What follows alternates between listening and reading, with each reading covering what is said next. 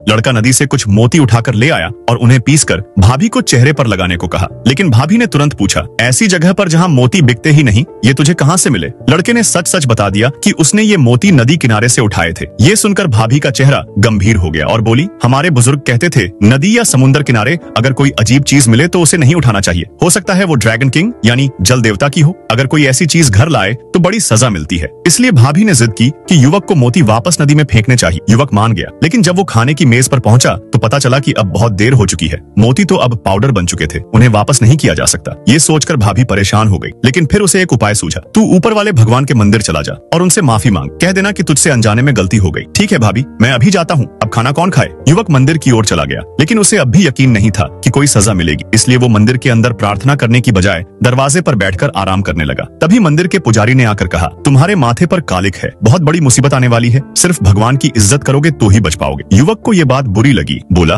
मैंने बस मंदिर के अंदर जाकर दान नहीं किया, इसका मतलब ये तो नहीं कि मैं भगवान का अनादर करता हूँ। तुम हो कौन जो ये तय करो? और गुस्से में वो बिना पूजा किए वहाँ से चला गया। लेकिन उसे पता नहीं था कि कोई छिपकर उसकी हर हरकत देख रहा था। अगले ही दिन सुबह युवक ने देखा कि उसके आंगन में बहुत सारी मरी हुई मछलियां, झींगे और एक बिल्ली उनके शव खा रही है। ये देखकर भाभी डर गई। उसे लगा कि युवक ने जो मोती उठाए थे उसी की वजह से जल देवता नाराज हो गए हैं और ये अशुभ संकेत है। युवक को भी पुजारी की बात याद आई और उसे शक हुआ कि शायद उसने सच में कोई बड़ी गलती कर दी है। लेकिन वो औरत जो उनके साथ रह रही थी सब बातों को नकारते हुए बोली, तुम दोनों को विज्ञान पर विश्वास करना चाहिए। ये सब मरे हुए जीव और बिल्ली की हरकतें तो सामान्य हैं। हो सकता है किसी ने जानबूझकर शरारत की हो ताकि तुम्हें लगे कि तुमने कोई पाप कर दिया है। बस इन मरे हुए जीवों को नदी में फेंक दो, सब ठीक हो जाएगा। मुझ पर भरोसा करो। युवक लड़की की बात मानते हुए मरी हुई मछलियां और झींगे लेकर उसके साथ नदी के किनारे गया, लेकिन वहां पहुंचते ही देखा कि किनारे पर ढेर सारे मरे हुए केकड़े भी पड़े हैं और एक जिंदा केकड़ा तो उसके जूते पर चढ़ आया। तभी उसकी नजर उसी मोटी हड्डी पर गई जो उसने पहले समुद्र से निकाली थी। वो हड्डी किसी जानवर की नहीं लग रही थी। युवक डर गया कि शायद सच में उसने जल देवता को नाराज कर दिया है और अब उनके सैनिक उसे सजा देने आ गए हैं। जल्दी से उसने उन सब मरे हुए जीवों को जमीन में गाड़ दिया और भागता हुआ घर लौटा।